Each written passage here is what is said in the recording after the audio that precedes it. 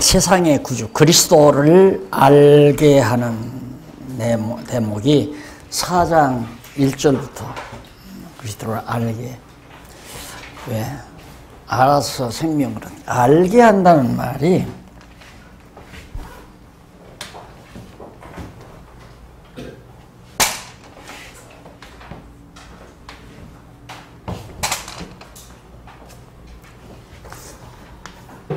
제가 항상 이 교회라고 하는 설명을 할 때는 이걸 이제 사람을 그리는데, 머리 대신 그리스도가 교회 머리 아니에요.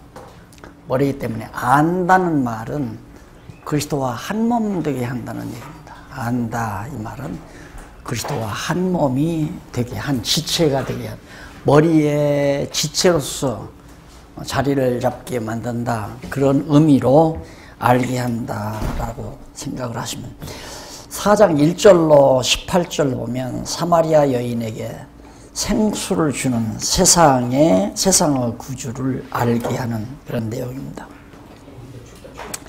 예수님이 가시다가 사마리아 우물가에 가서 물을 한 모금 얻으려고 그렇게 생각을 했습니다. 근데 그 당시, 예수님 당시 사마리아는 이방인들이 많이 사는 지역이거든요. 왜냐하면 구약시대 북이스라엘이 이제 사마리아에다가 도읍지를 정했는데, 북이스라엘이 아시리아에 의해서 망하잖아요.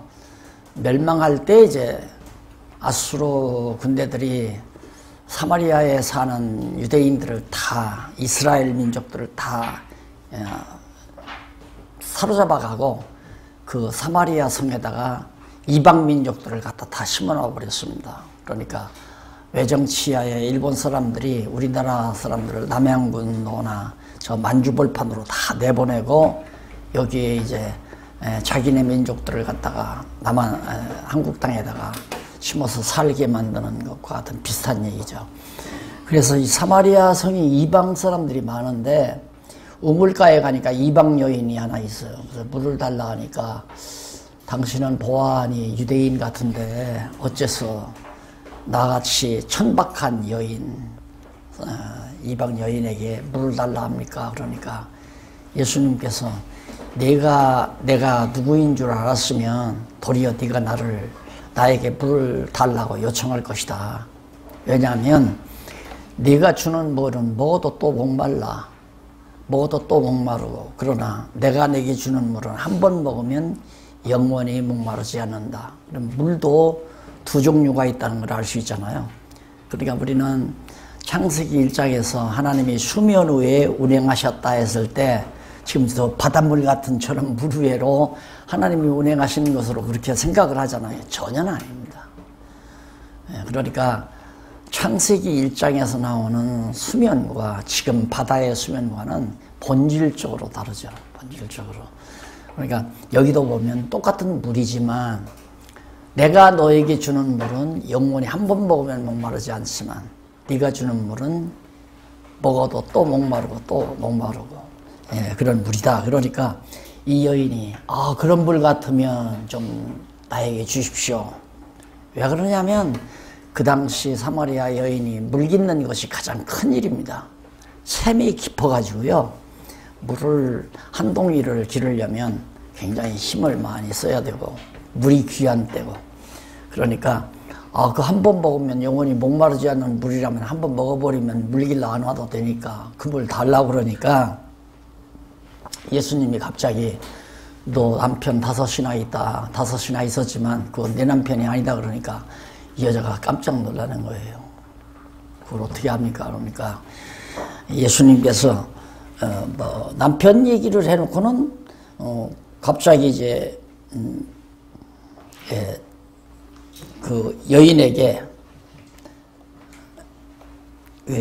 물을 달라 이렇게 얘기를 하니까, 당신이 야곱보다 더 큽니까? 그러니까 그 야곱이 우물을 야곱 시대에 샀잖아요. 양떼들에게 물 먹이려고. 그러니까 예수님이 주는 물은 영원히 목마르지 않는다니까, 물을 샘물 하나 산 줄 알고 야곱보다 당신이 큽니까? 라고 그렇게 물으면서 거기 예수님께서 13절에 예수께서 대답하여 가라사대 이 물을 먹는 자마다 다시 목마르려니와 내가 주는 물을 먹는 자는 영원히 목마르지 아니하리니 나의 주는 물은 그 속에서 영생하도록 솟아나는 샘물이 되리라. 영원히 살도록 솟아나는 샘물이다.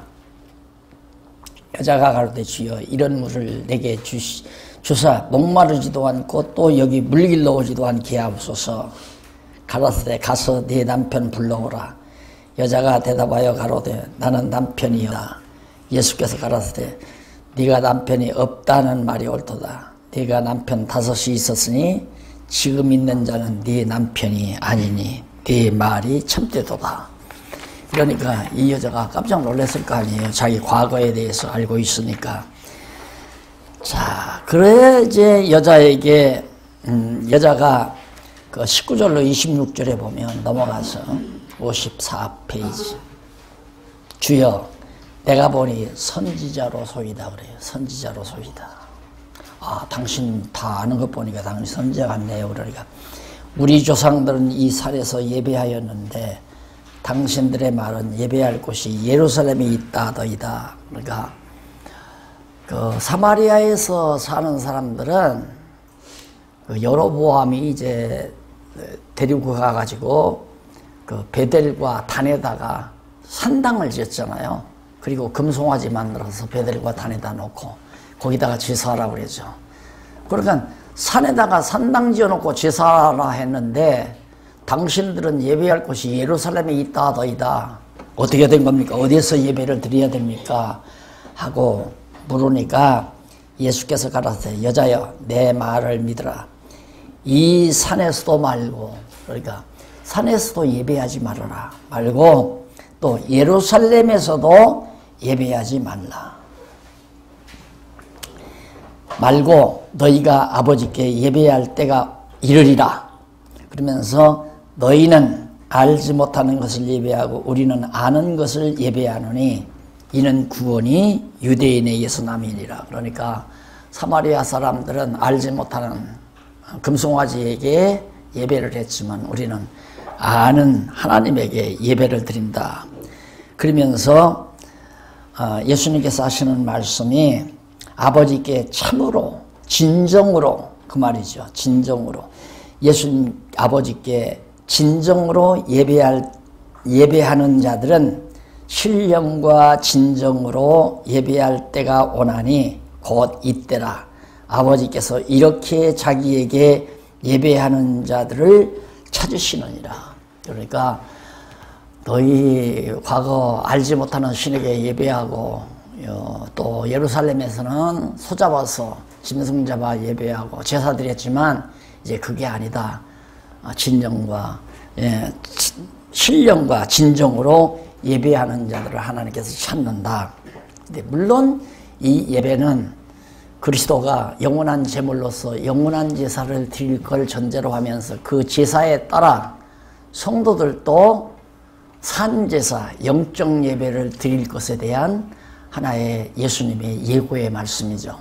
그러니까 지금 제사는 구약시대처럼 예루살렘에서 드리거나 예수님 당시처럼 또 산에서 금송아지에게 제사하는 그런 예배는 아니다. 이제 참으로 예배할 때가 왔다. 그러면 참으로 예배는 뭐냐면 짐승 잡아 드리는 것도 아니고 어떤 의식을 따라 드리는 게 아니라 예수님이 십자가에 못 박혀 죽으심으로 영원한 제사를 드림으로 말미암아 우리 성도들이 그의 지체가 되어서 우리 몸이 이게 우리 몸으로 산 제사 로마서 12장에 나오죠. 12장 1절에 몸으로 이 몸이란 요 몸을 말하는 거예요. 그리스도의 지체된 몸, 예수 그리스도에게부터 완전히 지체가 된 이 몸으로 산제사, 이 산제사란 구약시대는 짐승을 죽여서 드리잖아요. 예수님도 피 흘려 죽으심으로 피 흘려 드렸고 그런데 예수께서 죽으심으로 우리가 거듭나고 중생했잖아요. 살았단 말입니다. 그러니까 거듭나고 중생한 그런 자들의 다시 살아난 자들의 제사, 그러니까 중생한 자들의 삶이죠. 삶으로 하나님 앞에 예배를 드려라. 그것이 신령 영적 예배.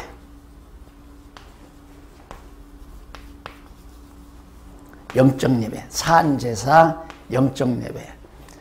이게 이제 오늘날 신약교회가 드려야 될 예배거든요. 그러니까 신약교회는 우리가 참, 제가 이제 교회 개혁론에서도 말씀을 드렸지만, 이게 신약교회가 예배를 의식화했다는 게 이게 결정적인 실수예요.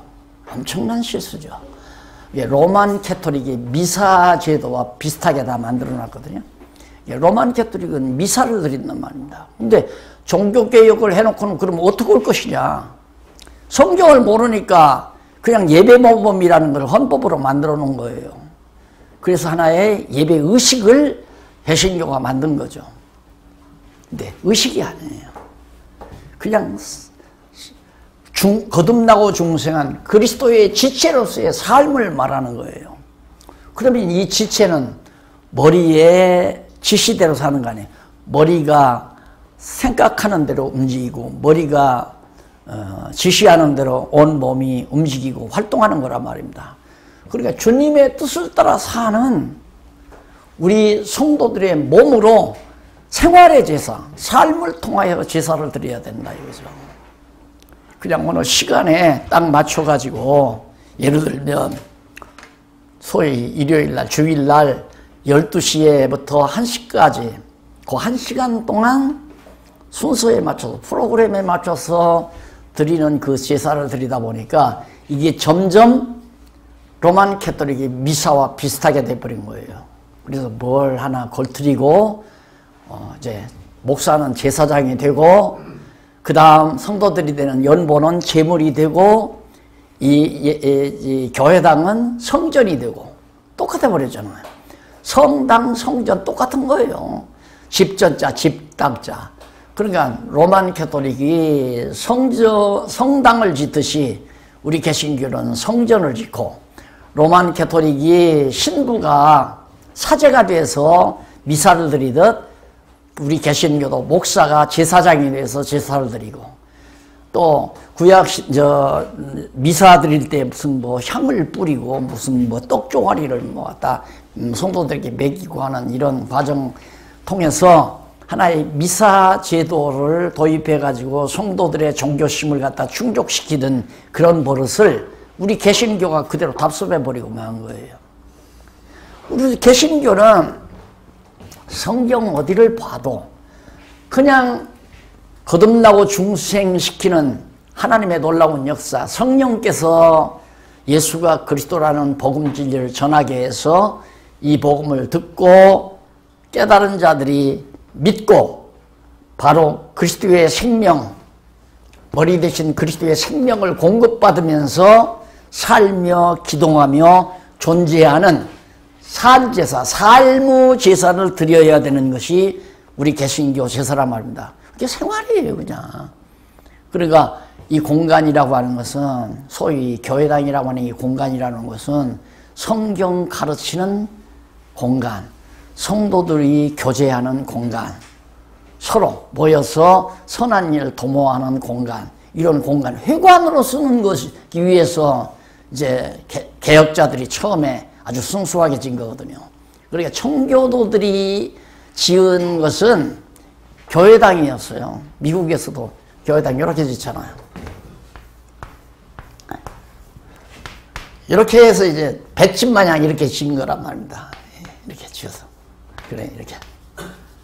이렇게 지어놓고는 여기서 동네 사람들이 모여서 마을회관처럼 회의도 하고 학교도 평일에는 자녀들에게 젊은 학생들에게 이제 학교로 쓰기도 하고 주일날에는 모여서 성경을 공부하고 이렇게 순수하게 시작했던 것이 점점 가면 갈수록 로만 캐토릭화 되져버리고 만 거죠.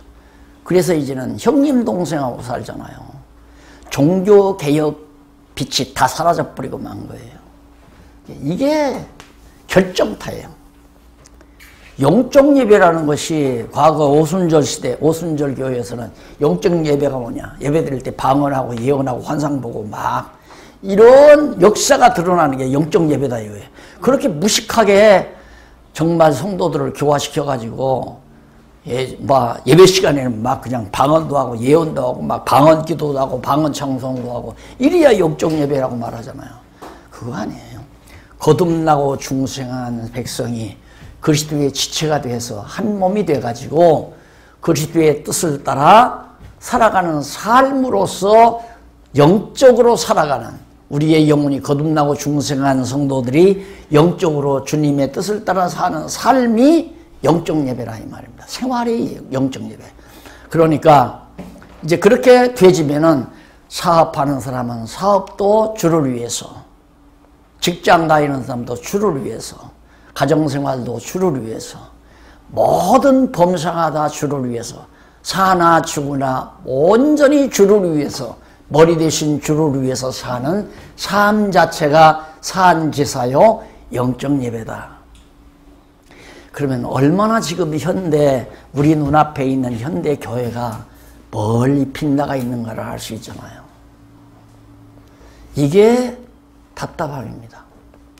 이런 걸 보면 막 답답한 거예요. 이런 거, 이런 상황을 보면 저거 아닌데. 그러니까 의식 중심으로 예배만 드리니까 성도들은 성경 아무것도 모르는 거예요. 성경 몰라도 되는 거고 그냥 제사 드리는 시간에 잘 참석해서 제물 갖다 잘 드리고 목사님 전하는 말씀 간단히 잘 기억할 것도 없어요. 다음 주일 날 하면 또 할 거니까 잊고 잊어버리고 듣고 잊어버리고 듣고 잊어버리고.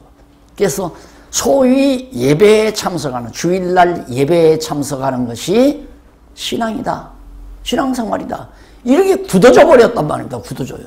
그래서 성도들은 성경 몰라도 상관없는 거고 목사님들도 성경 모르니까 더 말할 것도 없지만은 이렇게 예루살렘에서도 말고 그건 의식적인 예배하지 말라고 말이거든요. 예루살렘에 말라는 말은.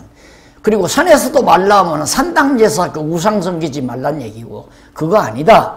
이제 이런 예배를 드릴 때가 왔으니까 바로 이때다. 예수님이 십자가에 못 박혀 죽으심으로 영원한 제사, 단 한 번으로 영원한 제사를 드렸어요. 그러니까 이제는 우리는 그리스도의 지체로서 살아가는 삶의 제사, 영적 예배를 드릴 때가 왔다. 이런 얘기입니다. 그러니까 지금 우리 신약교회 시대에는 삶의 제사, 산제사고 영적 예배를 드려야지 형식에 따르는 11시부터 12시까지 이건 대예배 이런 것들이 얼마나 성경과 멀리 떨어져 있다는 것을 이런 얘기하기가 참 힘든 이유가 뭐냐면 다 그렇게 생각을 안 하니까 모두가 다 그렇게 생각을 안 하니까 그러니까 독불장군처럼 나 혼자서 얘기하기가 힘들잖아요. 그런데 목사님들하고 이제 성경을 공부하면서 얘기할 수 있으니까 가슴이 좀 터지기는 터지지만은 참 답답한 거예요. 그러니까 성도들은 주일날만 교회에 왔을 때만 다시 말해서 교회당에 왔을 때만 신자지 주일날 지나면 일주일은 또 마음대로 살다가 주일날만 와서 제사에 잘 참석하면 되는 거니까 예배에 잘 참석하면 이런 식으로 신자들의 신앙이 길러지니까 맥이 없는 거죠. 100명이면 100명, 10명이면 10명 성도가 다 완전히 머리 대신 그리스도의 지체가 돼서 주님의 뜻을 분별해가지고 성경을 배워서 주님의 뜻대로 살아가는 삶을 산다면 목사님들이 얼마나 좋겠어요. 그렇게 산다면.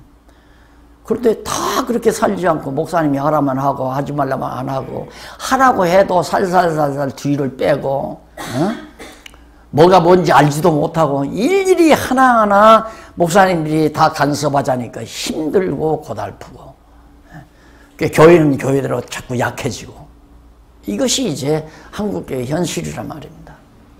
그래서 순수로 빨리 개혁 당시에 성경대로 돌아가야 되는데 성경대로 돌아가는 것이 한두 가지가 아니니까 참 문제는 심각한 거죠. 그래서 여자에게 영적 예배에 대해서 바로 가르쳐 주신 말씀이 26절까지 나오고요. 그 다음 4장 27절로 30절에 보면 여자가 동네에 들어가 그리스도를 떠난 사실, 그리스도를 만난 사실을 읽어보세요. 분명히 예수님께서 이제 딱 당신이 이제 여자가 과거 남편 5이나 그거 진짜 아니다. 내가 주는 물은 영원히 목마르지 않는다 등등 얘기하고 또 제사 예배 드리는 것도 산에서도 말고 예루살렘에서 하지 말라. 이제 참으로 예배할 때가 온다 하면서 가르쳐 주니까 여자가 야 그리스도로구나. 앞에서는 선지자라고 했다가 그리스도로구나. 그냥 가만히 있을 수가 없잖아요. 그냥 뛰쳐나가서 가서 바로 증거하잖아요. 나 그리스도를 만났다.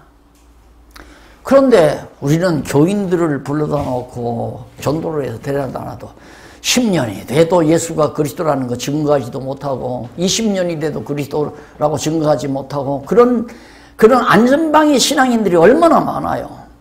그냥 예수가 그리스도라는 말만 전해야 되거든요. 근데 지금 그렇게 전하기는 구약과 신약 이거 연결해서 전해야 되잖아요. 근데 그 당시에 사람들은 다 그리스도를 기다리고 있었을 때니까 구약에서 언약을 했으니까 그리스도를 로마 제국 치하에서 빨리 그리스도가 오기를 기다렸을 거 아니에요. 메시아가 오기를. 그리고 기다릴 때니까 바로 저분이 그리스도로 오던 하니까 빨리 아는 거죠. 얼른. 그래서 사도행전에 가면 베드로가 아브라함 때부터 구약 성경을 쭉 얘기하면서 너희가 십자가에 못 박아 죽인 예수가 그리스도다 하니까 어찌할꼬 하고서 하루에 3,000명, 5,000명씩 막 전향하잖아요. 돌아온다 이 말입니다. 그러니까 예수님이 그리스도라는 사실은 대단한 얘기거든요. 엄청난 얘기고 이걸 교회가 전해야 되는 것이 지금 사명인데 그게 없단 말입니다. 그냥 예수를 믿으라 예수를 믿으라. 그럼 예수 그리스도 뭐냐? 예수만 하면 조금은 예를 들면 저급한 얘기 같고 예수 그리스도 하면 그리스도는 영어 발음이 약간 들어가니까 고상한 것 같고 사람들이 그렇게 한단 말입니다. 예수 그리스도 예수가 그리스도라고 하는 게 아니라 예수 그리스도를 믿는다고 생각하고 예수 그리스도를 믿는다. 그리고 예수를 믿는다. 그 말은 예수를 그리스도로 믿는다라고 말을 해야 되거든요. 그게 예수를 그리스도로 전한다고 하는 건 엄청난 사건이에요. 학수고대하고 있는 거거든요. 빨리 그리스도가 오기를. 이런 상태에서 이 여자가 사마리아 여자가 나 그리스도 만났다. 이건 동네에 큰 이변이 일어나는 사건이죠. 그래서 우리는 이걸 가르쳐야 되고 가르쳐서 예수가 그리스도이심을 확인하도록 신약성경을 가르쳐야 되고 예수가 그리스도라는 걸 확인시키기 위해서 가르치는 거 아니겠어요? 그래서 예수를 그리스도로 알고 그와 그의 지체가 돼서 그리스도의 뜻을 따라 살아가는 삶 자체로 영적 예배, 산제사를 드리며 사는 우리 기독교 문화가 차분하게 정착되도록 하는 것, 이것이 곧 우리가 해야 될 중요한 임무라고 생각합니다. 자, 그리스도를 만난 사실을 알게 했습니다. 그러니까 가서 알게 하니까 저희가 동네에서 나와 예수께로 오더라 그러잖아요. 가서 전하니까 나 그리스도 만났다. 진짜? 가봐 가자. 그러니까 전부 동네 사람들이 예수님 앞으로 나와서 정말 그리스도인가를 확인하죠.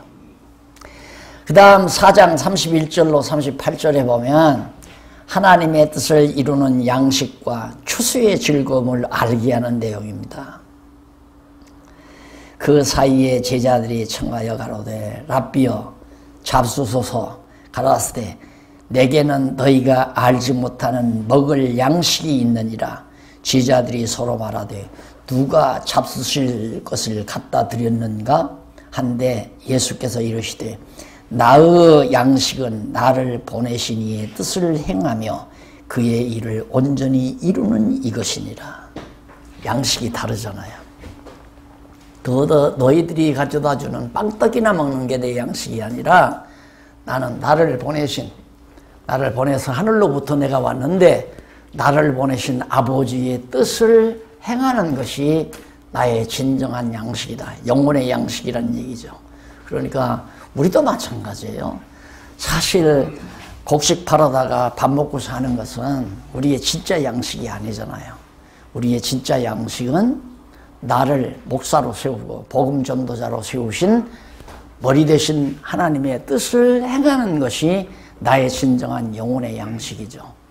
그래서 예수님이 그 양식을 가르쳐 주면서 너희가 넉 달이 지나야 추수할 때가 이르겠다 하지 아니하느냐.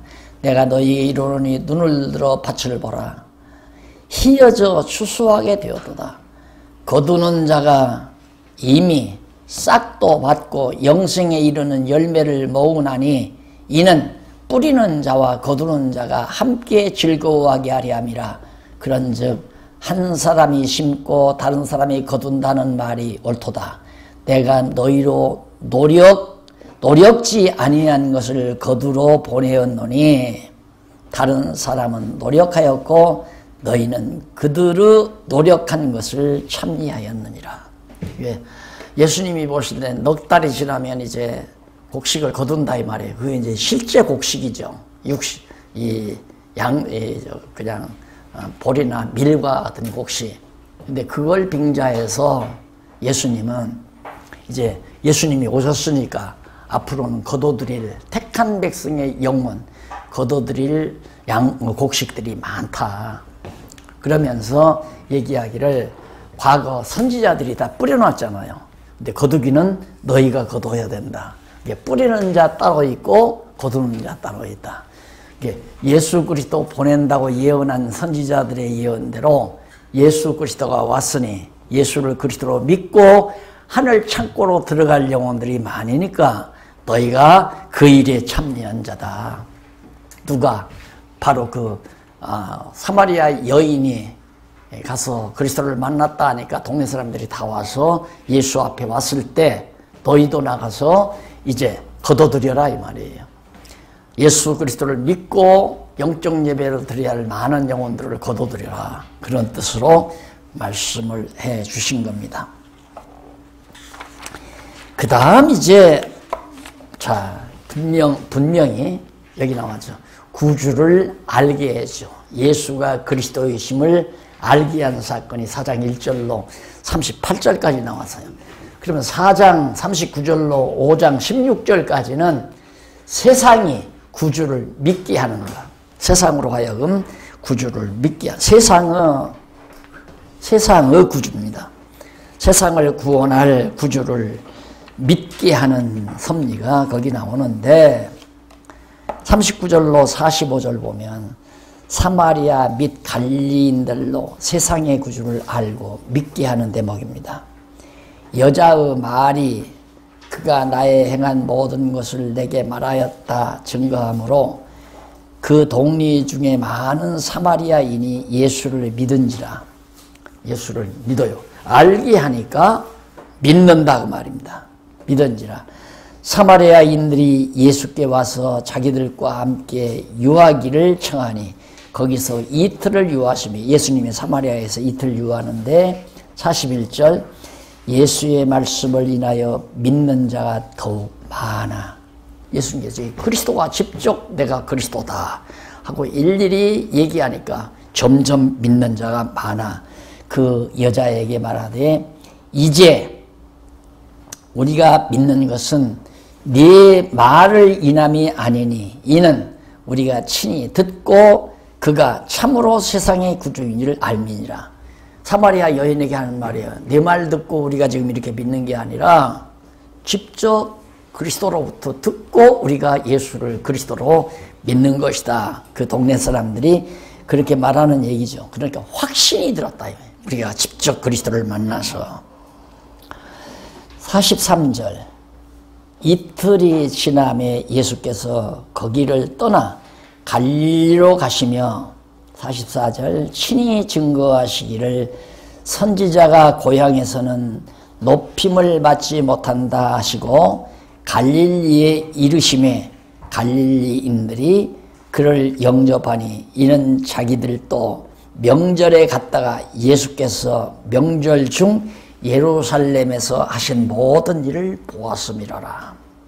예, 갈릴리는 이방 땅이에요. 따지고 보면 이방인데도 거기 유대인들이 있어서 이제 그렇게 갔는데, 예수님이 선지자들이 과거에 구약시대 고향에서 환영받지 못했다. 그건 예수님이 고향으로 가지 아니하고 갈릴리로 가시는 이유를 말했습니다. 고향으로 가면 고향 사람들이 박대하니까 나도 갈릴리로 가서 복음을 전하겠다. 그래 예수님이 갈릴리에 가서 전하자 그 사람들이 예루살렘에서 예수님께서 행하던 일을 직접 본 사람들이에요. 그러니까 그들도 다 믿게 되는 거죠.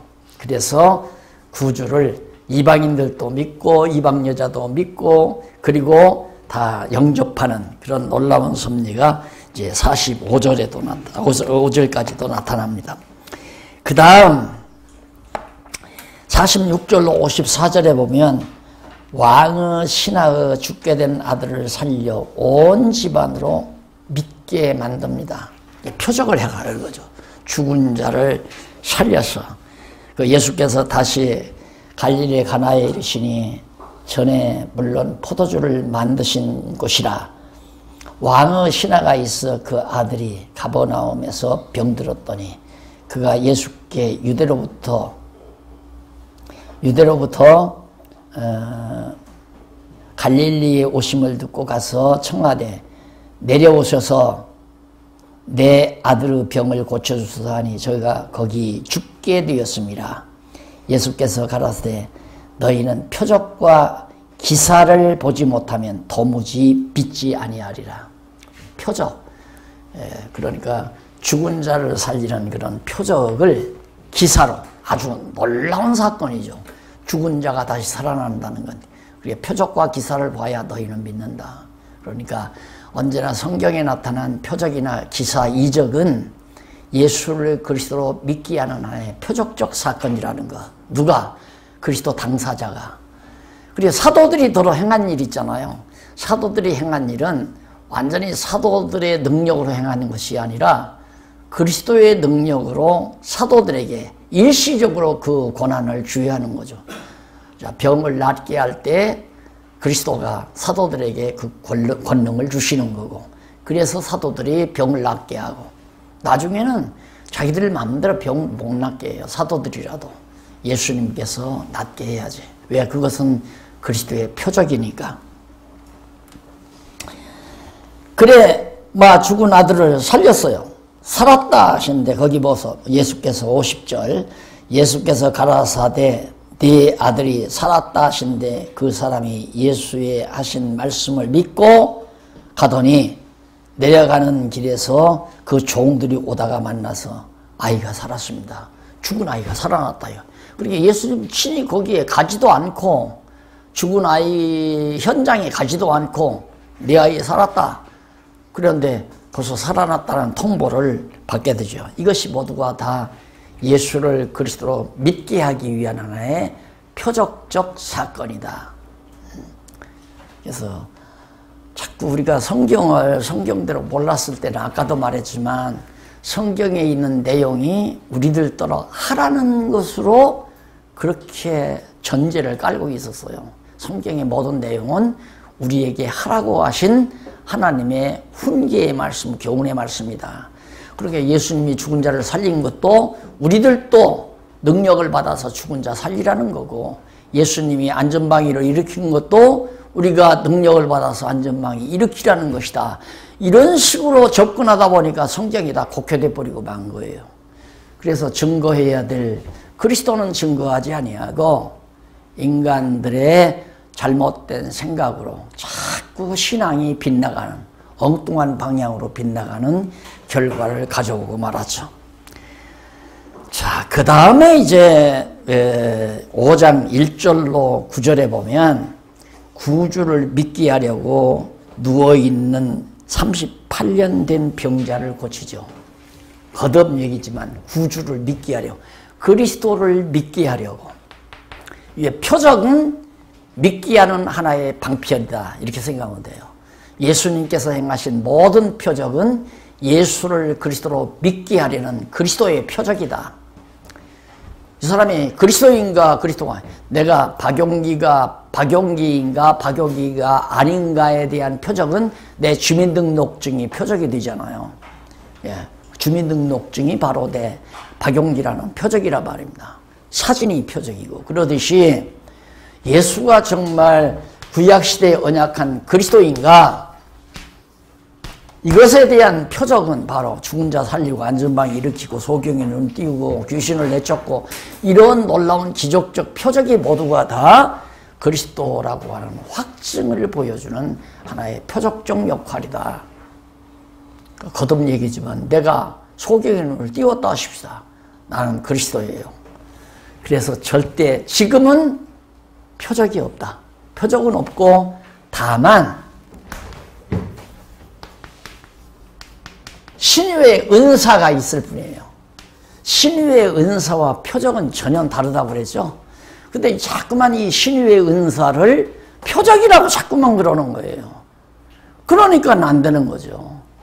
표적은 즉석에서 믿음과 관계없어요. 환자가 믿든가 말든가 나병 환자가 믿든가 말든가 아무 관계없어요. 그냥 예수님의 능력으로 나병 환자 다 고치고 안전방 일으키고 나타난 환자를 다 고쳐버려요. 즉석에서 완전하게. 그런데 신유의 은사는 안 그래요. 다 고쳐지는 게 아니에요. 믿는 자에게만, 믿는 자만이.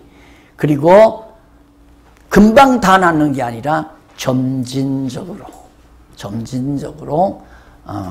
병이 낫게 된다. 이런 것들은 교회 유익을 위해서 병든 자를 위하여 기도하면 하나님께서 점진적으로 병을 낫게 하는 은사가 있을 뿐이지 이것은 표적이 아니다. 은사는 표적이 절대 아닙니다. 은사와 표적은 다르다. 은사는 지금도 있죠. 교회 유익을 위해서 은사는 지금도. 그러니까 정말 되게 이제 권사님들이 이제 활동은 잘 못하고 나이 드신 권사님들이 기도 생활을 많이 하게 되면 대부분 장로님들이나 권사님들에게 하나님께서 이제 이런 은사를 주시기도 하죠. 그래서 병든 자가 있느냐 너희는 장로들을 청에다가 기도하라. 장로님들이 남아는 장로님들에게 하나님께서 더러더러 신유의 은사를 주시니까 병든 자를 위해서 기도하면 점차적으로 병이 회복이 된다. 지난번에 우리 충주에 계시는 목사님, 사모님 같이 걸어 나오셔서 식사하시는 걸 보고 하나님께서 나에게도 신의 은사를 주셨나 하고 내가 놀랐어요. 그때 갔을 때 저도 가서 기도를 하고 왔거든요. 근데 어쨌든 몇 달 만에 그렇게 건강히 회복해서 걸어오셔서 같이 식사하시고 오늘 못 나오셨네요. 오늘 못 나오셨는데 있어요. 지금은 신의 은사가 없는 게 아니에요. 그러니까 오해는 하지 말라. 표적과 은사를 혼돈하지 말라. 그 말이에요. 그 다음 안식일에 병 낫게 하는 일을 행했다고 유대인들이 핍박을 합니다. 안식일이 무슨 상관이 있어요. 안식일에도 예수님은 표적을 행해서 어떻게든지 예수가 그리스도라는 사실을 믿게 하려는 건데 유대인들이 안식일에 병을 고쳤다고 해서 안식일을 범했다고 트집을 잡잖아요. 그러니까 예수님이 안식일에 선을 행하는 것이 옳으냐 그러냐 하면서 바리새인들의 그 트집을 물리쳐버리고 마시죠. 그래서 결국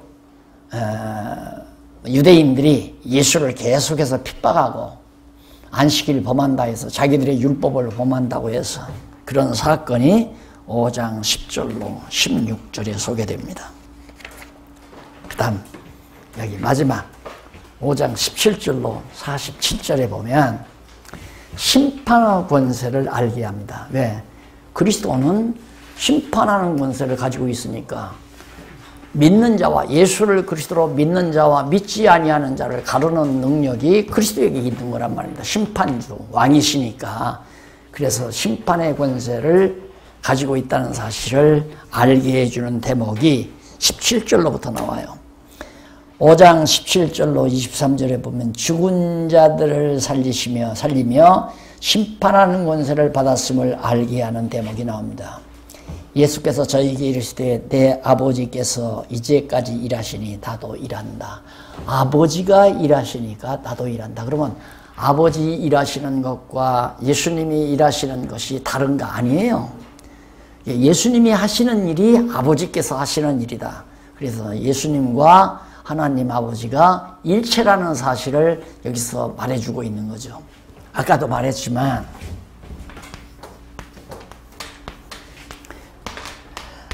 내가 기도해서 병자를 낫게 하는 신유의 은사를 내가 행했다. 내가 행한 것이 아니다 이 말이에요. 다시 말하면 내가 기도해서 병자를 낫게 한 은사를 내가 행세했다. 내가 행세한 것이 아니라 머리 대신 그리스도께서 그렇게 하게 하신 것이다. 그걸 알면 자기 자랑하면 안 되죠. 내가 기도하면 낫는다. 이거 아니라 이 말입니다. 하나님께서 내가 기도할 때 머리 드신 그리스도께서 나와 함께 기도하시기 때문에 병자를 낫게 할 수 있다. 그러니까 자기를 나타내고 자기를 드러내기 위해서 신의 은사를 행하려고 하는 것은 그건 사단의 종로로 달려는 거예요. 그건 있을 수가 없는 얘기죠. 하나님께서 나를 머리 대신 그리스도께서 나를 도구로 쓰신 거예요. 머리 대신 그리스도께서 자 신방을 가니까 집사님이 열병을 앓고 있어요. 막 머리가 뜨겁고 정말 그럴 때 마음속에 내 마음속에 신방을 간 장로님의 마음속에 권사님 마음속에 그 집사님에 대한 긍휼히 여기심이 자꾸 마음에 떠올라요. 안타까운 분명이심. 그러면서 기도할 마음을 주어요. 그 마음을 누가 주는 머리 대신 예수님께서 주시는 거란 말입니다. 그러니까 기도를 간절하게 중심으로 하나님 아버지요 사랑하는 여종의 모든 열이 거두어지고 온몸에 새로운 신진대사가 이루어져서 건강하게 하나님께서 티끌을 모아 우리 인간을 짓지 않았습니까? 인간의 모든 오장육부 다 하나님이 주관하시고 다스리는 줄 압니다. 하나님의 능력의 손길로 한번 어루만져 주세요. 하고 간곡하게 기도할 마음을 머리 대신 그리스도가 나에게 주어서 기도를 했다. 그런데 그 열이 점점 낮아지고 온몸이 건강이 회복되고 입맛이 돌아오고 그리고 5, 6일 있다가 주일날 아침에 또 교회로 나오는 모습. 내가 기도하니까 나았다. 이게 아니라 이 말이에요. 머리 대신 그리스도께서 나를 선한 도구로 쓰셨구나. 그래서 겸손한 자세, 자기 드러내지 말고 머리 대신 그리스도께 영광을 돌리는 그런 자세가 은사를 행하는 자들에게도 꼭 필요하다. 근데 이런 신유의 은사만이 아니에요. 지혜의 은사도 지식의 은사도 봉사하는 은사도 다 마찬가지예요. 네, 다. 그러니까 나도 예를 들어서 하나님께서 지혜의 은사를 주어서 성경을 깨달았다. 내가 최고다. 내가 참 지혜가 있고 내가 똑똑하고 내가 위대하고 이게 바보멍충이가 하는 생각이죠. 어떻게 하나님께서 질그릇 같은 나를 이런 소중한 그릇으로 사용했을까? 한없이 감사할 수밖에 없고 그렇기 때문에 그죠? 2명이 오라고 해도 가고 3명이 오라고 해도 가고 1명이 오라고 해도 가고 네. 오라고 할 때는 바울도 내가 항상 그 생각을 해요. 우리 박 목사님이 처음에 나를 만나서 얘기할 때 내가 숫자가 많다면 올 줄 알고 자꾸 숫자를 얘기하시더라고요. 근데 난 들으면서 나는 그건 아닌데 그냥 목사님 혼자만 배운다고 해도 내가 올 수 있는데 내 속으로 그런 생각을 했어요. 왜냐하면 바울 같은 위대한 하나님이 귀 쓰는 그릇도 뭐 저쪽 바다 건너서 손가 부르니까 수백 명이라도 모아놓고 하나님께서 그릇으로 가게 하는 줄 알았더니만 갔더니만 장소도 없고 내가 그 자리 가봤어요. 바울이 자주장사 루디아라는 여자 만나서 성경 가리켰다고 하는 그 장소를 가봤는데 이게 모래사장도 크지도 않아요. 이렇게 요 눈안이 이렇게 들을 수 있는 조그마한 곳이에요. 그 모래바위에 옹기종기 너댓 명 모아놓고 했는데 그것도 너댓 명이 다 듣는 게 아니라 그 중에 루디아라는 여자 하나 귀 열려가지고 듣기에 그러기 위해서 바울을 그도로 보냈잖아요. 바울은 아세아 쪽으로 와서 복음을 전하려고 마음을 먹었지만 장소도 내 마음대로 안 된다 이 말이에요. 목사님들 지금 어디서 자리 정하고 복음을 전하고 지금 교회를 하고 계시잖아요. 목사님들 그 뭐 몇 년 전부터 거기다 계획하셨나요? 어떻게 가다 보니까 갔잖아요. 그 하나님이 거기 마련해 놓은 거예요. 근데 바울은 모래사장 준비해놓고 그러러 가게 했는데 목사님들은 그래도 근거지라도 있잖아요. 비 맞지 않게 다 목사님들 아담하게 하고 다 하시는 거 몇 군데 가봤지만 그 하나님께서 그렇게 해서 얼마나 감사해요. 바울은 하늘 가리개도 없이 그냥 모래사장 위에서 복음 전하게 하더니만 어떻게 나는 이런 공간이라도 허락하셔서 바울은 한 사람인데 그래도 몇십 명 모아놓고 말씀은 예수가 그리스도라고 가르치도록 했으니 감사합니다. 한없이 감사합니다. 이 생각에 꼭 들어가야 되는데 진짜 언제 나는 여기 모이신 목사님도 혹시 나는 언제나 우리 박 목사님처럼 이렇게 그냥 큰 교회를 한번 해보라. 이거 보면 그러면 안 돼요. 박 목사님들 하나님께 쓰시는 거고 20명 모아놓은 건 20명 모아놓고 쓰시는 거고 쓰시는 데는 마찬가지 머리 되신 주님의 지체로서 쓰는 거기 때문에 많이 모였다고 자만할 것도 없고 적게 모였다고 움츠러들 것도 없고 자만하는 것도 병신이고 움츠러드는 것도 병신이에요. 하나님이 나를 그렇게 쓰시는데 내가 아니 사람 욕심 같아서는 100명보다 1000명이 낫죠. 안 그래요? 1000명보다 10,000명이 낫고 그런 욕심 다 가진다고 되는 거 아니잖아요. 어차피 하나님이 쓰시는 범주대로 쓰시는 거예요. 베드로는 한 번 전하니까 3,000명, 5,000명 들어왔는데 바울은 마게도니아 건너가가지고 루디아라는 여자 한 사람 만나서 전하게 하시잖아요. 그게 하나님께서 하시는 일이란 말입니다. 범사에 감사하면서 나를 진리를 전하는 자로 쓰신다고 하는 이 행복감으로 하루하루 감사 속에 살아가는 것이 올바른 우리들의 자태라고 그렇게 생각을 합니다. 그래서 죽은 자들을 살리면서 예수님이 이런 놀라운 표적을 행하시면서 예수님이 그렇게 말을 합니다. 18절 유대인들이 이를 인하여 더욱 예수를 죽이고자 계속 예수를 핍박해. 재미났다기보다도 예수님도 오셔서 활동하는데 한 번도 예수님을 죽이려고 쫓아다니지 않는 대적이 없는 데가 없어요. 계속 대적이. 예수님만 그런 게 아니라 바울에게도 부름받고 나서 계속 바울에게 죽이려는 자가 핍박하는 자가 뒤를 계속해서 쫓아다녔잖아요. 그런 거 보면 오늘 우리들은 너무 행복하죠. 죽이려는 사람 없잖아요. 크게 교회 앞에 와서 교회당 앞에 와서 막 불을 지르고 고함을 지르고 막 욕을 하고 죽이려고 달겨드는 사람도 없고 하나님께서 우리를 귀하게 하나님께서 참 바울보다도 베드로보다도 편안하게 우리를 쓰시는 거죠.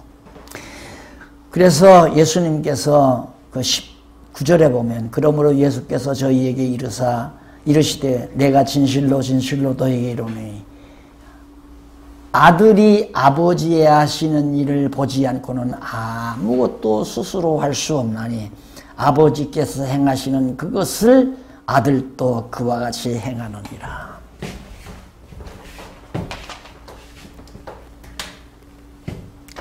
예수님의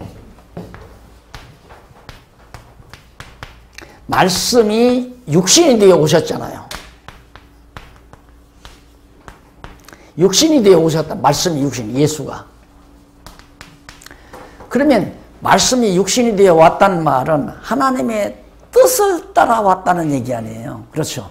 하나님의 뜻이 육신을 입고 나타나서 육신을 입고 행하시는 모든 일이 아버지의 뜻대로 말씀이 곧 하나님이니까 하나님이 하시는 일을 예수님이 하신다 이 말이에요.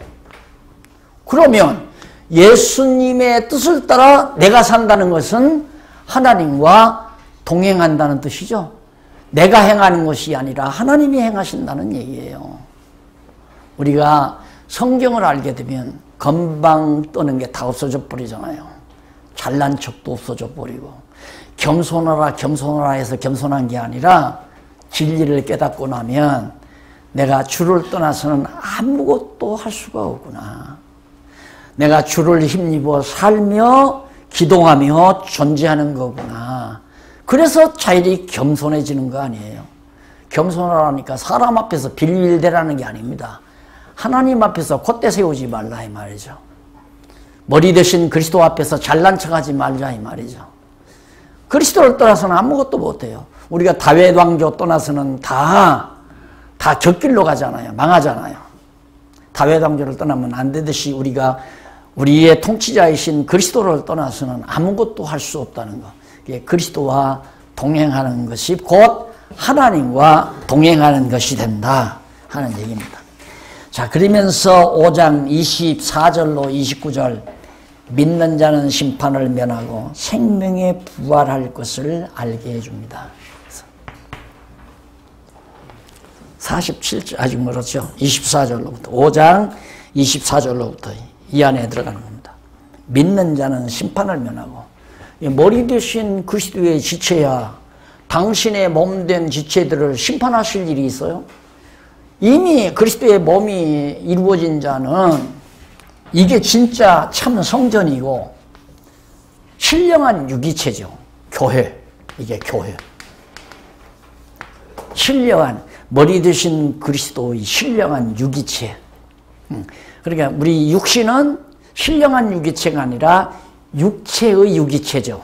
손가락이 다 연결되어 있고 손가락과 팔과 어깨와 이게 다 연결된 유기체이듯이 우리의 교회는 다 그리스도를 머리로 해서 신령한 유기체예요. 우리가 볼 때 나와 박 목사님이나 우리 회장님 목사님이나 아무 관계가 없는 것 같아요. 육신적으로는 다 따로따로 교회 따로 하고 머리 떨어져 있으니까. 그러나 성령께서는 다 유기적으로 역사해 갔어요. 목사님이 하실 일, 나 할 일 따로따로. 그러니까 나는 인체를 이렇게 볼 때 전에는 내가 잘 몰라가지고 머리에서 어떤 감각을 어깨에 보내면 어깨가 이 발목, 위에 발목 여기를 지배하고 이것이 또 이 아랫뼈를 여기를 지배하고 이게 손을 다 지배하고 그런 줄 알았거든요. 아니에요. 이 손끝에서 모든 신경계나 핏줄이 바로 직접 전부 이 신경계가 머리로 다 집중 연결해요. 그러니까 보세요. 이 손가락 새끼손가락만 움직이잖아요. 이거 움직이는데 어깨도 안 움직이고 이것도 안 움직이고 팔뚝도 안 움직이고 손목도 안 움직이고 이것만 움직이잖아요. 왜? 머리에서 직접 지령하니까. 그러니까 나에게도 머리 되신 주님이 성령 감동으로 성령 영령의 교통하심으로 역사하시고 우리 정 목사님에게도 박 목사님에게도 회장님에게도 각각 성령이 직접 다이렉트로 역사하지만은 그리스도의 뜻은 당신의 뜻을 이루어가는데 꼭 필요하게 각각 그렇게 감동해서 하게 하신다. 그러니까 결국에는 그리스도 머리로 해서 우리는 신령한 유기체로 한 몸이다. 그러니까 내 이웃을 내 몸같이 사랑하라는 말은 우리가 서로 같은 몸이니까 내가 정 목사님 미워해도 안 되고 박 목사님 미워해도 안 되고 때려도 안 되고 비난해도 안 되고 안 되는 게 아니라 해지지를 않는 거죠. 내 몸인데 내 몸 자꾸 때리는 방법이 어디 있어요. 미친놈이야 정신 나간 놈이야 자꾸 자기 손을 자기가 때릴지 모르지만 정신 제대로 있는 사람 같으면 자기 손을 자기가 왜 때려요. 안 그래요? 그렇기 때문에 서로 사랑하라는 것도 내가 사랑이 많아서 사랑하는 게 아니라 머리 대신 그리스도가 여기 이 손을 사랑하게끔. 자, 여기가 막 무거운 짐을 아침에 땅 내리면 우리 김장로님의 이제 오늘 방학에다가 시작하니까 짐이 많을 거 아니에요. 그래서 오늘 딱 내려가니까 짐을 하나 오늘은 주어요. 그런데 이제 다음 주에는 아마 목사님 그냥 올라가세요. 짐 얼마만큼 내가 다 가지고 갈랍니다. 짐을 함께 들고자 하는 마음도 내가 가진 게 아니라 이 머리 대신 그리스도가 함께 들고자 하는 마음을 준 거고, 그러니까 들고 또 목사님 내가 안 들어도 나 혼자 들고 갈 수 있으니까 그냥 올라가십시오 하는 말도 나를 아껴서 그러는 거 아니겠어요? 그게 우리 인간들이 마음씨가 고와서 그러는 게 아니에요. 머리 대신 그리스도가 우리로 하여금 서로 사랑하게끔 만들어가는 거지. 그러니까 사랑했다고 자고할 것도 없고, 미워하면 아 내가 마귀 종로로 하고 있구나. 내가 한 목사님을 미워한다. 이 한 목사님은 가만히 보면 자기 먹을 것만 챙기지 내 건 안 챙겨 이러고 내가 미워한다. 그럼 벌써 사단의 종로로 사는 거예요. 내가 형제를 미워한다는 것은. 이게 너무 분명하잖아요. 너무 확실하고.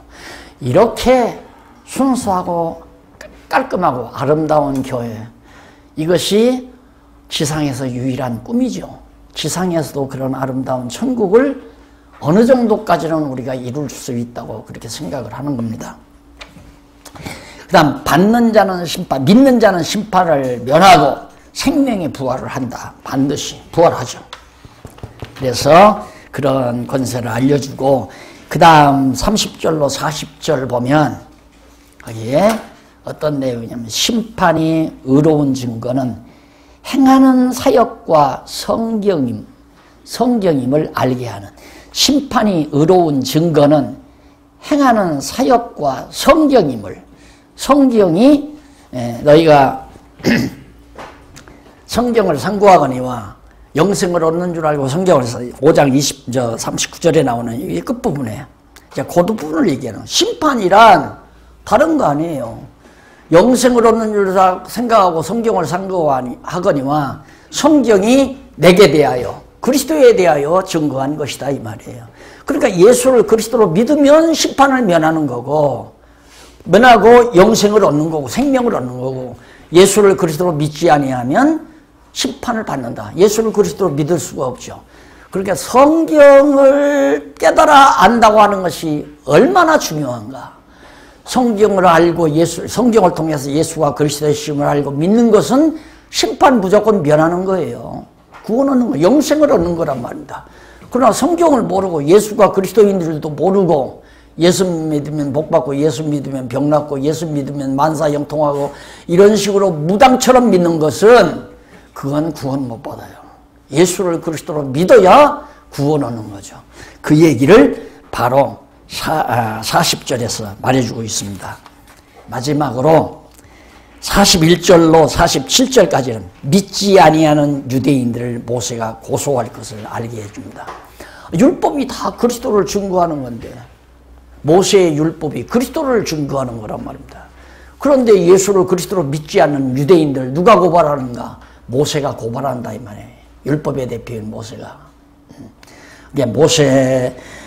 모세도 모세의 율법과 선지자의 글과 시편이 내게 대하여, 예수님에 대하여 증거하는 것이다. 누가복음 24장 44절에 나오는 얘기죠. 그러니까 모세의 율법과 선지자의 글과 그 다음 시편이 예수 그리스도에 대하여 증거하는 것이다. 결론적으로 구약은 모든 구약은 예수가 그리스도로 오실 것을 언약하는 내용이기 때문에 예수 그리스도를 증거한 내용이다. 구약은. 신약은 구약의 언약대로 성취된, 언약대로 이미 이루어져 오신 예수가 그리스도이심을 증거하는 내용이 신약 성경이다. 결국은 신구약 성경은 그리스도를 중심으로 여호와께서 언약한, 그리스도를 언약한 내용이고, 신약은 여호와께서 그리스도를 성취하신 내용으로 완전히 성경 전체가 신구약 성경이 이루어져 있기 때문에 예수를 그리스도로 믿게 만드는 일이야말로 성령이 하시는 일, 머리 대신 그리스도가 하시는 일. 머리 대신 그리스도가 우리 지체들을 통해서 뭘 하겠어요? 내가 그리스도라고 전하도록 역사하실 거 아닙니까? 당연히 우리는 전하는 핵심 내용이 예수가 그리스도이심을 증거해야 한다 하는 것은 더 말할 나위가 없는 얘기죠. 얼마나 간단합니까? 복음은 간단 명료합니다. 그런데 예수가 그리스도라고 증거하는 구체적인 내용이 신구약 성경 전체를 통해서 나왔기 때문에 바로 구약이나 신약을 통해서 예수가 그리스도이심을 알게 하고 그리고 믿게 해서 영원한 생명을 얻게 할 뿐만 아니라 심판의 권세를 가지고 있어 그리스도를 믿지 않는 자들은 심판에 처한다는 사실을 깨달아 알게 하는 것. 이게 복음의 핵심 내용이 다 들어있어요. 오늘은 그만하십시다. 네, 다음 시간에 생명과 참빛에 의한 성춘의 6장부터 공부하도록 하고요. 오늘 강의는 여기서 마무리하겠습니다. 기도하십시다.